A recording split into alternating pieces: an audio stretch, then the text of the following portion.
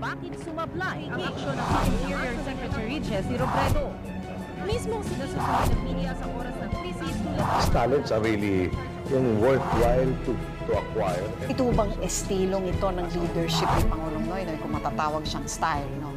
Makabubuti ho kaya sa kanyang 6-year term?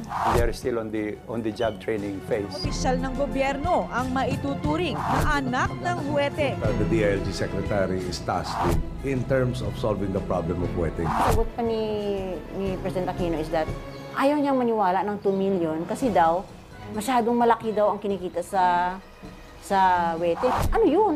Just because it's 2 million? Hindi totoo? Di ba yung ganon?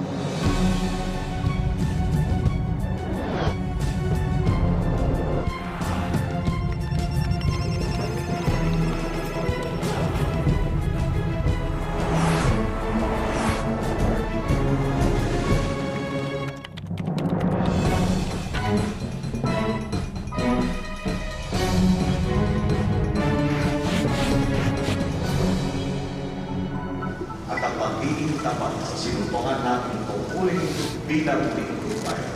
Ito po ang tuwing Sa loob ng nakaraang 3 linggo, maliwanag pa sa sikat ng araw na ang daang matuwid na gusto ni Pinoy ay tadtad ng lubak.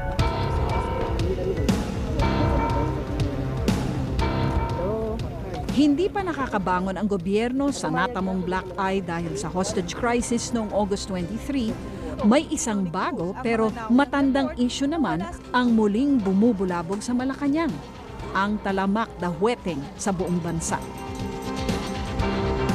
Nag-aagawan sa headline ang investigasyon sa hostage crisis kung saan napatay ang 8 turistang taga Hong Kong at ang expose ni Archbishop Oscar Cruz tungkol sa mga opisyal ng gobyernong Aquino na tumatanggap umano ng weteng payola.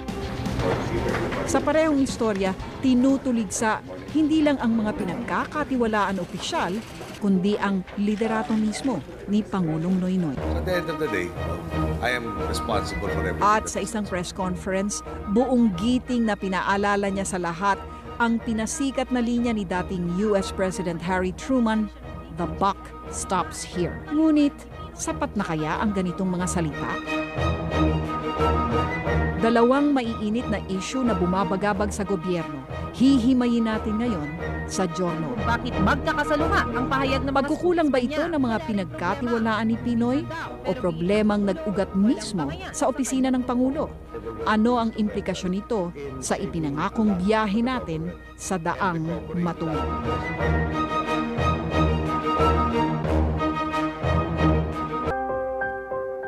The latest expose of retired Archbishop Oscar Cruz on wetting should be another wake-up call to President Aquino that something is wrong with the setup that he has created at the Department of Interior and Local Government, where he stripped the Secretary of Supervision over the Philippine National Police, a vital element in local governance. Panggising ng gising ang tawag ng kolumnistang si Ellen Tordesillas sa expose ni Archbishop Oscar Cruz. Sabi ni Bishop, may 2 opisyal ng administrasyon at 5 politiko na malapit kay Pangulong Aquino na tumatanggap ng weteng money. Yung existence ng wetting, ano alam nila? As to the payola, parang hindi sila basta-basta makapaniwala. Sumusulat ng column si Ellen para sa Diaryong Malaya at Abante. Ang kanyang blog ang #1 sa mga political blogs sa bansa. Mga balay, ano yun eh. Mga Isang balay. miyembro ng gabinete ni Pangulong Aquino ang kinausap at hiningan niya ng paliwanag tungkol sa pag-arangkada ng huweteng hanggang ngayon. Sabi kanina sa akin ng official na kausap ko, alam ni Rico Puno na meron pero hindi niya pwedeng i-stop kaagad dahil kailangan may alternative daw na ibigay yung employment ng tao. At saka sabi niya hindi pwedeng stop lang na bukas, na i-stop mo ngayon, i-raid mo ngayon bukas, babalik din. So dapat daw, ang naisip daw nila talaga yung comprehensive na na solution. So hinahanap pa raw nila yon. Mahaba ang listahan ng mga tanong ni Ellen.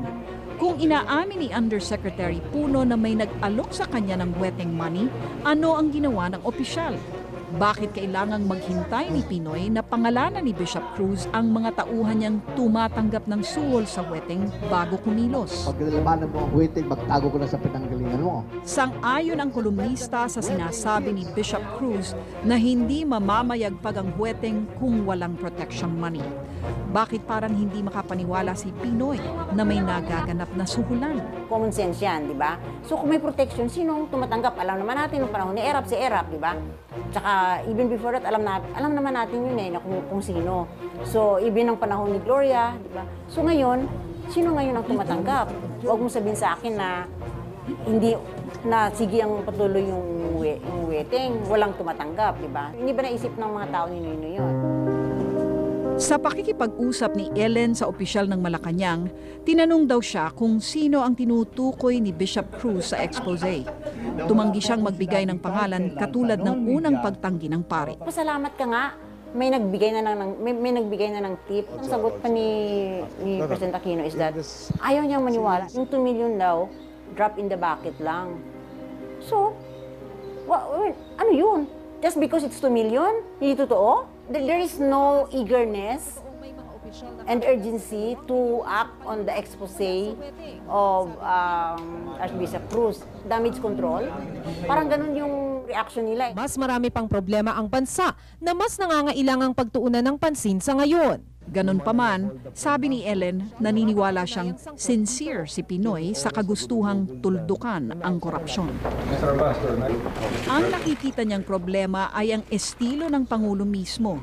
Ito raw ang ugat ng nakalilitong posisyon ng Malacanang sa issue ng wedding, lalo na ang kapalpakan sa nangyaring hostage-taking.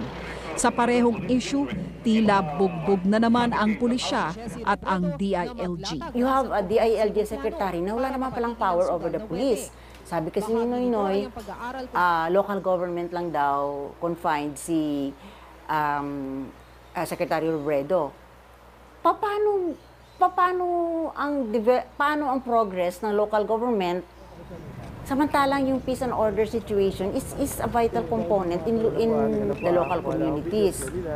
Kung wala kang jurisdiction over the police na siya ang in charge ng peace and order, anong klaseng setup yun, di ba? It's weird eh. Weird yung setup na ginawa ni Noynoy. And it's not only in DILG, no? Yung isa pa yung sa communications group.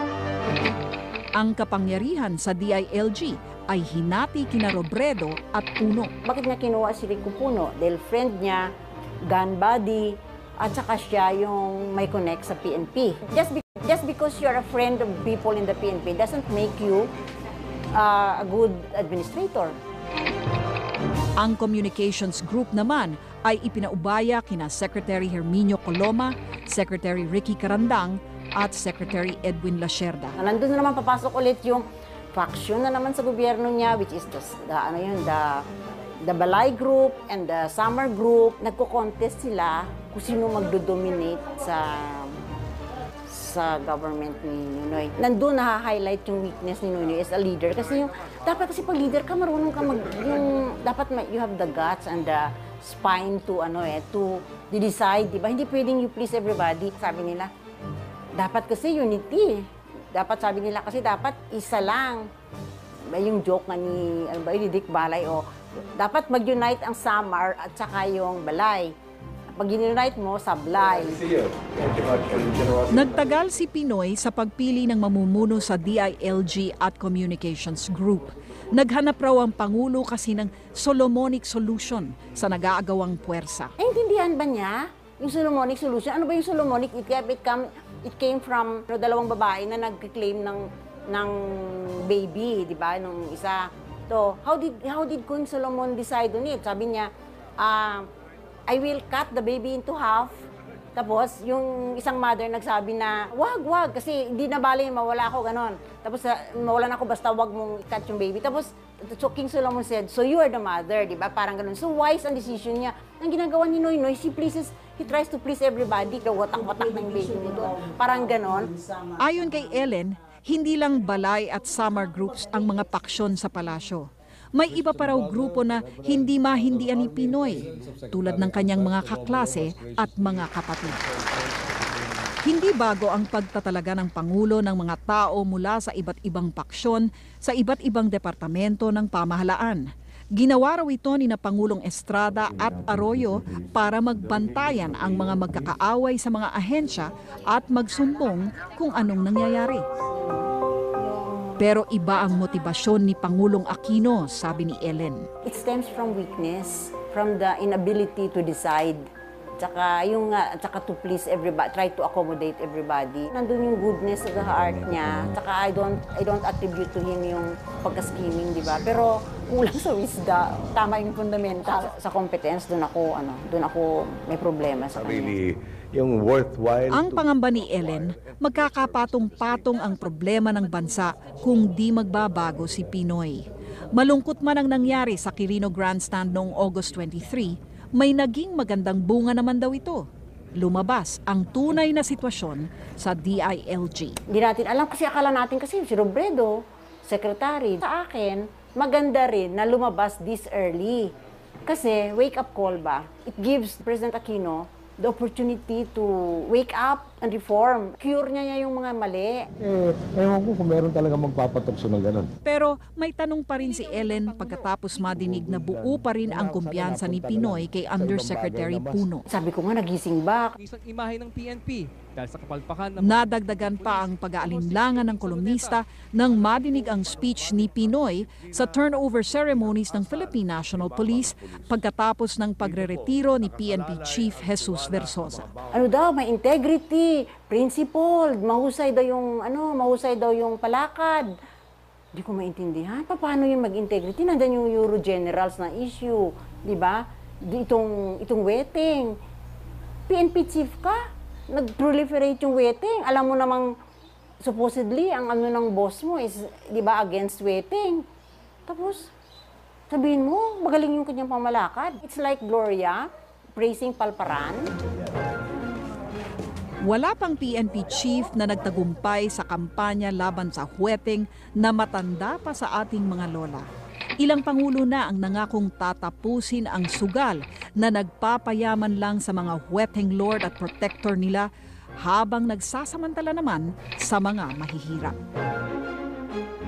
Sa kaso ng bagong administrasyon, 2 beses na raw tinawag ni Secretary Robredo ang atensyon ni Versosa tungkol sa talamak na huweteng, pero walang nangyari. Ito kaya ay dahil hindi under kay Robredo ang pulisya, kundi kay Puno. We account for, we know and account. Kumalat ang balita na ang kare-retire lang na PNP chief ang napupusuan ni Pangulong Aquino na pumalit kay Robredo bilang DILG Secretary. Masamang balita ito para kay Ellen at sa katulad ni Archbishop Cruz na determinadong tapusin ang huweteng. Sabi nila kasi, acting si Robredo, ang nakaslate talaga doon for the DILG Secretary was Versosa. So natakot ako, baka totoo nga.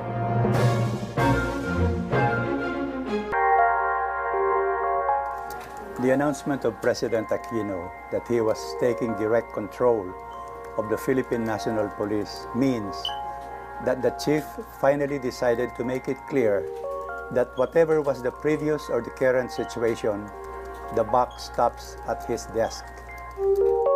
Higit 40 taon ng periodista si Dick Pascual, pero ngayon lang siya nakakita ng Pangulo ng Bansa na umako sa pagkukulang ng kanyang mga tauhan.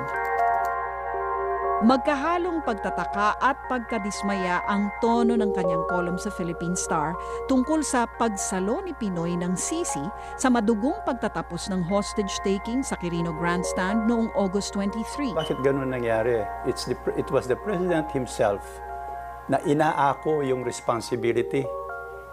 Para bang, oy, cargo ko yan, ganyan, parang ganun, responsibility ko yan. Which is of course correct. Hindi, tama rin yun. Kasi ultimately, the buck ends with the President. Pero ang problema, kaya ka nga may cabinet members, meron kang alter ego. Isa sa mga unwritten duties ng mga yan is to take blows for the President. Naging news editor ng Daily Express at editor-in-chief ng Philippine Daily Inquirer si Pascual. Sa tagal daw niya sa industriya, kung minsan isang salita lang ng politiko, parang alam na niya kung ano ang ibig sabihin. Nakita na raw kasi niya lahat, wala nang bago. Pero iba ngayon. Baligtad ang nangyari. It was the president taking up the cudgels for his boys instead of the other way around. Sabi nga ni Undersecretary Rico Puno, I'll take a bullet for the president. Sabi niya, ngayon pwede niya sabihin niya. Instead of taking a bullet, why doesn't he just quit, di ba? Pero giit ng Pangulo, walang bangayan sa kanyang grupo. Sa tindi ng implikasyon ng pangyayari, ni hindi nakitaan ng matinding galit ang bagong Pangulo. May bangayan man o wala sa Mas nagalit at mabilis na kumilos si Pinoy nang magkamali ang pag-asa ng weather forecast noong hagupitin ng bagyong Basyang ang bansa noong July. Sinibak niya agad si Dr. Prisco Nilo. 2 linggo pa lang nauupo sa Malacanang ang Pangulo noon. Sa libro ni Pascual, may mensahe at gamit ang pagpapakita ng galit. May mensahe at gamit ang pagpapakita ng galit. Nanghihinayang siya at pinalagpas ni Pinoy ang pagkakataon. Sa takbo ng mga pangyayari, kailangan daw ng mga tauhan ng Pangulo ng gulpi de gula. I don't know why he's like that. Baka naman there are many areas where he's not sure of himself. Kasi pag talagang matinding conviction mo, you have a strong opinion about something at ang mga events hindi umaayon doon sa nasa isip mo, pwede kang mag-init. Ano masasabi nyo sa uri ng gabinete ni Pangulong Noynoy? I think just like the president himself, they are still on the job training phase. Napakasaklap daw ng naihatid na mensahe ng Administrasyong Aquino sa lahat, lalo na sa ibang bansa, nang mangyari ang hostage taking kung saan 8 turista mula sa Hong Kong ang napatay. Bottom line impression ng tao, asan gobyerno? Who's running this government? The bottom line seemed to have been there was no government. Hindi raw kailangan na pumunta ang Pangulo sa Quirino Grandstand noon para ipakita na siya ay in control. Malinaw na direktiba at direksyon lang daw ang kailangan. Pero ang lumutang ay ang pagkahilaw ni Pinoy at mga tauhan ng Pangulo. Kumbaga sa atin sa media, it's not enough that you send out reporters to gather news and write the news. Kailangan merong editorial direction. Kasi theoretically, mas nakakaintindi yung medyo may experience na kung sinong nasa taas. Palagay ko, isa sa mga pagkukulang yun. You will agree with me that as far as Secretary Laila De Lima is concerned, no? Parang very firm yung may action siya. Pag-guide niya nung discussion, nung review, very firm. In fact, nagbibiro nga kanina sa doon, where I came from, sa baka si De Lima, pwede siya na lang mag-presidente. Baka mas firm pa yung pag-manage ng takbo ng mga pangyayari. Ito bang estilong ito ng leadership ni Pangulong Noynoy, kung matatawag siyang style, no? Makabubuti ho kaya sa kanyang 6-year term at para sa bayan? Leadership should come from the top. Hindi yung dinidictate nung kung anong ginagawa o hindi ginagawa nung nasa ilalim, ibaba. Kailangan magbigay ng direction. I begged him to join the cabinet. Isang management problem ang nakikita ni Pascual sa pagpapatakbo ni Pinoy sa gobyerno. Noon pa lang daw kampanya, nasabi na niyang isang magaling na manager ang kailangan ng Pilipinas. And how would you rate Pinoy so far as a manager? I hate to say it, pero hindi ako impressed. But you cannot blame him. Unang-una, in all his public life or even in his private life, he has not held any executive position of significance. Ano nang pinatakbo niya ng malaking organization o malaking project which required a dazzling display of management skills. Wala, ewan ko, baka hindi ko lang alam. Noynoy has never worked really that hard. He's not used to working very hard and making very hard decisions. From childhood, parang na sila parang ganun. Siguro, he needs more time to learn the job. May katapat na parusa ang sino mang Sinisisi rin ni Pascual ang matinding politika sa loob ng organisasyon ni Pinoy. ang relasyon ng mga opisyal ng Naging komplikado raw ang mga problema ng pamahalaan dahil sa grupo-grupo sa Malacanang na nag-aagawan ng pwesto. Kitang-kita raw ito sa pagbuo ng communications group ng Pangulo kung saan 3-3 ang namumuno, sina Presidential Communications Head Herminio Coloma Presidential Communications Development and Strategic Planning Secretary Ricky Carandang at Presidential Spokesperson Edwin Lacerda. May miscommunication din daw sa pagitan ni Robredo at ng undersecretary niya na si Rico Puno. Ganito na rin ang nangyari sa Department of the Interior and Local Government na na-delay din ang pagpili ng secretary. Hinahati ni Pangulong Aquino ang kapangyarihan sa DILG sa pagitan ni Secretary Jesse Robredo at Undersecretary Rico Puno. Kasi nga, because of the turf Issue. Ngayon, yung dalawang grupong yan ang nagiging problem agencies ngayon. Well-defined yung functions ng Secretary of Interior and Local Government. Ang police talaga nasa DILG Secretary. Nabisto na lang ang hatian ng teritoryo sa DILG nang mangyari ang hostage-taking. Katwiran ni Pinoy, hindi siya sigurado kung swak ang working style ni Robredo sa kanya. That alone is an indication that there's something wrong. Kasi alter ego mo nga yung cabinet member mo. Kailangan yung thinking nyo halos pareho. Kung hindi man pareho, yung subordinate mo is always trying to make his thoughts congruent to your thoughts and to act accordingly. Sa tingin niyo ho ba yung bang paksyon na yan or hindi paksyon kundi yung ginawang paghahati ng mga responsibilidad sa loob ng DILG ay nagkaroon ng direct bearing sa handling ng hostage crisis may situation? Effect. If I were Robredo, I would be at a loss kung anong gagawin ko. Sumasabog na nga yan, police, And the PNP is under me, tapos wala akong magawa. Kasi clearly from the very beginning, sinabi na kay Rico Puno, na sa kanya yon. Na later on naman, inamin ni Rico Puno, he doesn't have the experience or the training to really run the police. O paano yun? Magulo. Kasi isang dapat gawin from the very beginning is a clear definition of functions. Pag hindi malinaw ang functions ninyo, and before that, kung hindi malinaw ang vision nyo at yung objective nyo, walang mangyayari. Ang pangamba ni Pascual, sa dami ng mga problema at kailangang gawin ng gobyerno, umiiksi na ang pasensya ng maraming Pilipino. People need a respite from all this. I don't know kung yung iba makakahintay ng 6 years.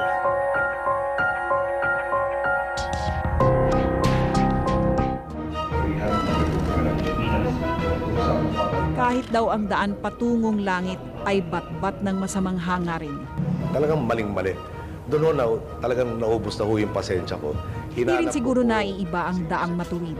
Ang daan tungo sa pagbabago na gustong puntahan ni Pinoy. Pero kung malubak ang daan, ang mahalaga ay hindi na ito madagdagan. Kailangang ayusin at tabunan. Sa dalawang issue na ating hinimay, malinaw sa mata ng Giorno na kumuha ng bato si Pangulong Aquino para ipokpok sa kanyang ulo. Ang tanong ng ating mga Giorno, makatulog kaya ng mahimbing o magising ang ating liderato sa dalawang matinding suntok sa nakaraang 3 linggo? Kahit bumagsak, maaari naman gumising at bumangon. At dito malaki ang may tutulong ng responsableng Giorno.